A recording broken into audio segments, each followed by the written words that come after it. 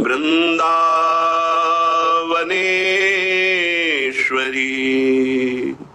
तवैव पदारविन्दम् प्रेमामृतैकमकरन्द रसौघपूर्णम्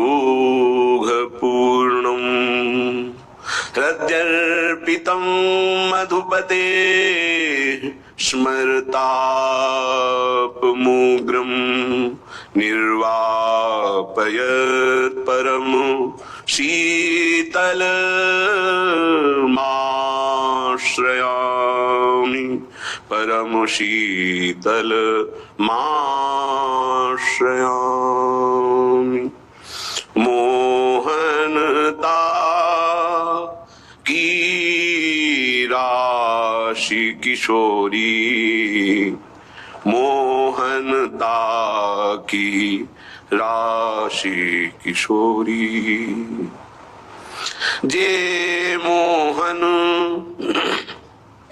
मोहत सबको मन जे मोहन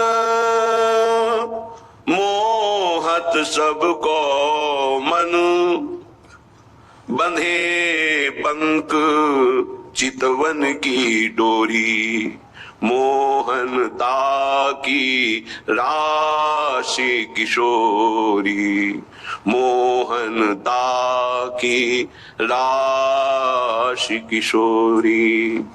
अंगन पट भूषण बिसराए चिते रहे सुंदर मुखोरी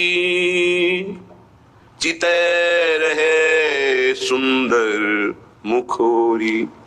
वेणुकरान्निपतितः स्खलितं शिखण्डं भ्रष्टं च पीतवसनं ब्रजराज सूनो यस्याः कटाक्ष सर्पात् विमूर्छितस्य तां राधिकां परिचरामि कदा रसेन। अंगन पट भूषण बिसराए चिते रहे सुंदर मुखोरी सुंदर मुखोरी। हित ध्रुव चैन ये तब ही लो जब लगी देखत नैनन गोरी। हित ध्रुव चैन ये तब ही लो जब लगी देखत नैनन गोरी। मोहनता की राशि किशोरी मोहनता की राशि किशोरी। जे मोहन मोहत सबको मन बंधे पंख चितवन की डोरी मोहनता की राशि किशोरी। उपासक सदैव अपने उपास्य देव में अपनी ज्ञानेंद्रियों को कर्मेंद्रियों को और अंतःकरण चतुष्टय को समर्पित करता रहे प्रतिपल। नहीं तो जरा सी छूट मिलने पर इंद्रियां ऐसी गलती करा देती हैं कि आपका फिर भजन में मन नहीं लगेगा, मन मलिन हो जाएगा, उत्साहहीन हो जाएगा। इसलिए एक क्षण असावधानी पूरे जीवन के लक्ष्य पर अंधकार छा जाना। इतना प्रबल वेग है माया का। एक क्षण असावधानी पूरे जीवन में जो अध्यात्म मार्ग निश्चय किया उस पर अंधेरा छा जाना। इसीलिए कृपा होती है, साधु संग होता है, सत्संग होता है, हृदय में उत्साह बनता है अध्यात्म को स्वीकार करने का। पर बार बार विषयों का चिंतन, विषयों का सेवन हमारा अभ्यास रहा है तो हमसे फिर वही गलती होती है। जहां वो गलती हुई तो अंधकार छा जाता है अध्यात्म की तरफ, वो उत्साहहीन होकर फिर विषयों में गिर जाता है। इसलिए श्रीपाद प्रबोधानंद जी महाराज कह रहे हैं, सखे नारंजनम कुरु कदिंद्रियाणाम सदा विधेहि बहुगंजनम प्रणय भंजनम शर्वतः हठम न कुरु बंधने सुतकलत्र मित्रादिके वपुर्व्यय शमीहया निवस वत्स वृंदावने। हे सखे, ये मनोरंजन इंद्रियों के द्वारा करना बंद कर दो, नहीं तो दुर्गति करा देंगे। बहुत विचित्र दशा है। मन और इंद्रियां भोगों में ऐसी रत हैं कि मृत्यु का समय नजदीक आ रहा है, पर ये दुष्ट इंद्रियां और मन ये समझने ही नहीं दे रहे, और बार बार उन्हें कहीं खान पान में, कहीं देखने सुनने में, कहीं भोगने में, नाना प्रकार की विलासिता में ये राजी होकर के हमें प्रभु की तरफ नहीं बढ़ने दे रहे। हे सखे, हे मित्र, तुम्हारा ये जन्म भवबंधन से मुक्त होने के लिए है। आज तुम कुछ कर सकते हो, कल जब अन्य योनियों में जाओगे तो तुम्हारे अंदर करने की सोच नहीं होगी। करने की सोच केवल एकमात्र 83,99,999 योनियों से बड़ी महामहिम ये मानव योनि में है। बस मैं कुछ संकल्प करके, कुछ विकल्प करके कुछ कर सकता हूं, या संकल्प विकल्प रहित होकर जीवन मुक्त हो सकता हूं, या संपूर्ण संकल्पों को भगवान के चरणों में समर्पित करके प्रेम प्राप्त कर सकता हूं। अन्य किसी योनि में नहीं, देवता में भी ये सामर्थ्य नहीं है। केवल पुण्य प्रताप का भोग देवता करते हैं, नरक में केवल पाप का भोग होता है, अन्य योनियों में पाप और पुण्य दोनों का भोग होता है। लेकिन मनुष्य ऐसे नवीन सत्कर्म कर सकता है जिससे पाप और पुण्य दोनों को बाधित करके सच्चिदानंद भगवान में स्थित हो जाए, बच जाओ। ये केवल मानव देह में तुम कर सकते हो। ये जो निद्रा भय आहार मैथुन ये किसी भी योनि में आपको प्राप्त होता रहा है, हो भी जाएगा। कोई जीव ऐसा नहीं है जिसको ये दुर्लभ हो। दुर्लभ मानव देह पाकर, ये दुर्लभ नहीं है। दुर्लभो मानुषो देहो देही नाम क्षण भंगुरः तत्रापि दुर्लभम मन्येत वैकुंठ प्रिय दर्शनम।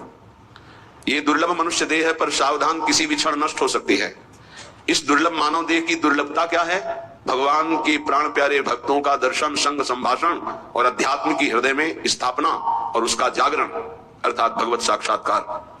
अगर ये नहीं है जीवन में तो हमसे अच्छे पशु हैं।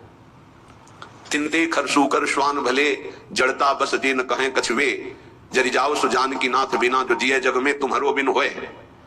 अगर प्रभु का हो के जीवन व्यतीत नहीं कर रहे तो पशु पक्षी अच्छे हैं। क्यों? क्योंकि वो अपने पाप और पुण्यों का भोग भोग कर ऊपर की तरफ उठ रहे हैं, और आप इतनी ऊंचाई पर मानव देह में स्थित होकर पतन का मार्ग चयन कर रहे हैं, पापाचरण कर रहे हैं, मनमानी धर्म विरुद्ध आचरण कर रहे हैं, तो आपकी दुर्गति होगी और वो धीरे धीरे उन्नति को प्राप्त होंगे। इसलिए श्रीपाद प्रबोधानंद जी कह रहे, सखे न जन रंजनम कुरु कदिंद्रियाणाम सदा विदेहि बहुगंजनम प्रणय भंजनम सर्वता।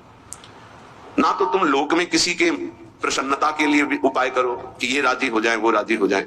सच्ची कहते हैं, एकमात्र भगवान का जिसने आश्रय लिया और भजन कर रहा है, उसके सिवा आप कुछ और उपाय करके लाख प्रकार से देख लो, कोई राजी नहीं हो सकता। लाख उपाय कर लो, ये अनुभव की बात कह रहे हैं, नहीं। आप फंसते चले जाओगे दूसरे के राजी करने में, और वो कभी राजी नहीं होगा। अगर राजी होने की बात है तो एकमात्र जो प्रभु का भजन करते हैं, ईमानदारी से जो धर्म में चलते हैं, वही राजी हो सकते हैं। प्रभु से विमुख को त्रिभुवन की राज्य लक्ष्मी मिल जाए तो भी वो राजी नहीं हो सकते। चाहे जितना आप उनके प्रति प्राण समर्पित कर दो, कभी राजी नहीं हो सकते। अगर ये बात याद रखोगे तो कभी दुखी नहीं होगे, क्योंकि आप गलती कर रहे हो। हमने उनके प्रति इतना किया, वो हमारे प्रति ऐसा नहीं कर रहे, तो पहले सत्संग में बात सुन लो और मान लो। अगर किसी के राजी करने के लिए आपने अपना अमूल्य समय दिया भगवत भजन छोड़कर, तो कभी राजी नहीं होगा। चाहे प्राण दे दो उसके प्रति तो भी राजी नहीं होगा।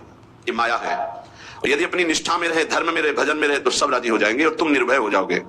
और अगर दूसरे को राजी करने की कोशिश की, प्रभु का भजन छूट गया, तो तुम भयभीत हो जाओगे और वो राजी नहीं होगा। बिल्कुल परम सत्य बात है, लिख लो, हृदय में लिख लो। ये अध्यात्म है, तुम्हारे बचाने के लिए है, तुम्हें सुख पहुंचाने के लिए है, तुम्हें जीवन मुक्त करने के लिए है। हे सखे, हे मित्र, ना जनरंजनम कुरु। लोगों की वृत्तियों को राजी करने में अपना समय नष्ट मत करो। प्रभु को राजी करने में अपने समय को सार्थक करो। तो जा पर कृपा राम की होई, ता पर कृपा करे सब कोई। एक राजी हो गया तो विश्व ब्रह्मांड राजी हो जाएगा, और एक से विमुख होकर विश्व को तुम राजी करने की कोशिश करो, कभी राजी नहीं होगा। इसलिए न जनरंजनम कुरु।